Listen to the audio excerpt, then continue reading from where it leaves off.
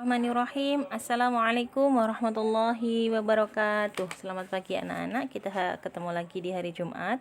Semoga kalian tetap sehat dan tetap dalam lindungan Allah Subhanahu wa taala. Kita awali pertemuan kita hari ini dengan bacaan basmalah. Bismillahirrahmanirrahim.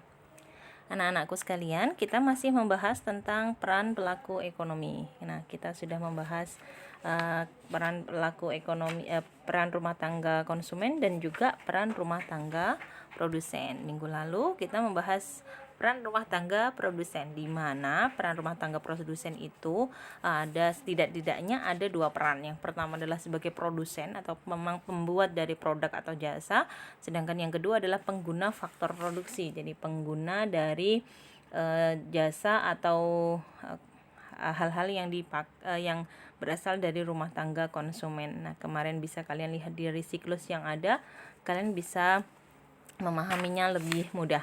Nah, hari ini kita membahas tentang peran rumah tangga pemerintah. Nah, rumah tangga pemerintah merupakan salah satu pelaku ekonomi.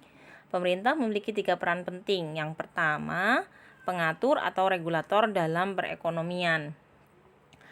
Pemerintah berperan sebagai pengatur dan regulator dalam perekonomian suatu negara. Perekonomian harus diatur sehingga perekonomian dapat menyejahterakan masyarakat secara adil dan merata. Regulasi dan aturan yang dibuat oleh pemerintah antara lain berupa pemberian subsidi pada perusahaan dalam negeri sehingga mampu bersaing dengan produk dari luar.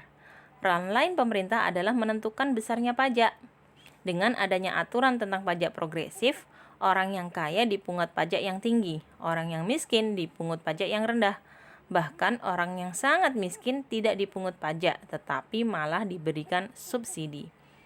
Selain itu, pemeran pemerintah bisa memberikan perizinan atas berdirinya suatu usaha. Misal, di sekitar kalian terdapat toko swalayan atau minimarket. Nah, di situ kewenangan pemberian izin pendirian swalayan atau minimarket tersebut ada pada pemerintah. Kewenangan memberikan izin tersebut mencerminkan peran pemerintah sebagai regulator atau pengatur. Yang kedua adalah konsumen. Seperti halnya rumah tangga keluarga, rumah tangga pemerintah juga memiliki peran sebagai konsumen. Dalam menjalankan fungsinya sebagai pengatur atau regulator, pemerintah membutuhkan sarana dan prasarana penunjang yang dibeli dari rumah tangga perusahaan atau produsen. Contoh, kita sekolah, lembaga pendidikan gitu ya, lembaga pendidikan yang kemudian untuk menjalankan aktivitasnya sehari-hari butuh sarana dan prasarana. Misal membutuhkan kertas, printer, dan lain-lain yang tidak bisa diproduksi sendiri oleh sekolah tersebut, maka membutuhkan dari rumah tangga produsen atau perusahaan yang membuat barang-barang tersebut dan lain sebagainya. Nah, peran yang ketiga dari peran rumah tangga pemerintah adalah sebagai produsen. Selain sebagai konsumen, pemerintah juga berperan sebagai produsen. Dalam menjalankan perannya sebagai produsen, pemerintah memproduksi barang atau jasa. Pada subbab sebelumnya, gitu ya, minggu kemarin kita sudah menjelaskan bahwa rumah tangga produsen di negara kita adalah bentuknya BUMN, Badan Usaha Milik Negara. BUMN adalah badan usaha yang dimiliki oleh pemerintah. Maka pemerintah juga berperan sebagai rumah tangga produsen.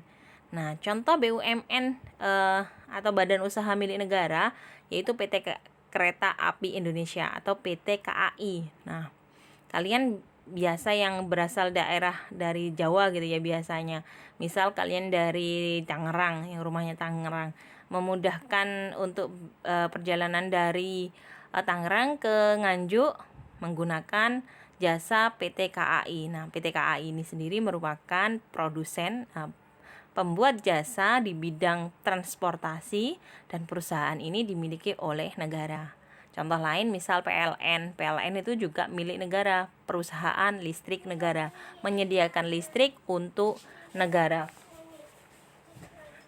Nah, itu setidaknya 3 peran rumah tangga dari pemerintah.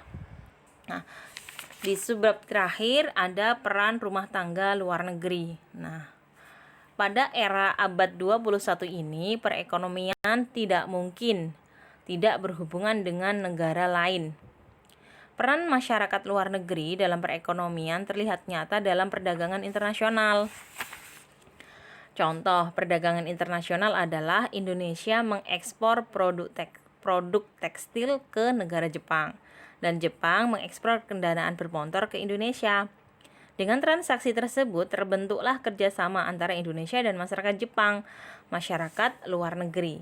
Apakah di daerahmu terdapat perusahaan yang sudah melaksanakan ekspor impor? Nah, ini yang daerahnya biasa berasal dari di daerah-daerah industri, misal Mojokerto, kemudian Gresik. Nah, itu kan banyak sekali perusahaan-perusahaan besar gitu ya. Nah, kemudian apakah perusahaan itu menjalankan perdagangan internasional, melakukan ekspor atau impor? Nah, kalian kalau tahu mungkin bisa melakukan wawancara. Namun ini tidak tugas ya. Kalian bisa melakukannya secara mandiri dan boleh melaporkan ke saya kalau mau gitu ya. Insya Allah akan menambah wawasan kalian. Namun, jika kalian terbatas karena memang kondisi pandemi kita hari ini yang belum selesai, nah kalian boleh lihat tuh di YouTube atau di sumber belajar lain, banyak buku-buku yang menjelaskan tentang ekspor impor. Kalian boleh melihat, membaca, menambah wawasan kalian untuk bisa menambah hasanah keilmuan kalian terkait dengan perdagangan internasional. Nah, semoga dengan kalian banyak membaca, banyak mempersiapkan hal-hal lain yang berkaitan dengan pembelajaran kita, insya Allah wawasan kalian akan bertambah, keilmuan kalian bertambah, dan akan menjadikan kalian orang-orang yang nantinya semakin banyak ilmu dan banyak pengetahuan. Demikian yang bisa saya sampaikan anak-anak. Semoga Allah memberikan keberkahan kepada kita semuanya. Dan saya akhiri, billahi taufiq wal hidayah. Wassalamualaikum warahmatullahi wabarakatuh.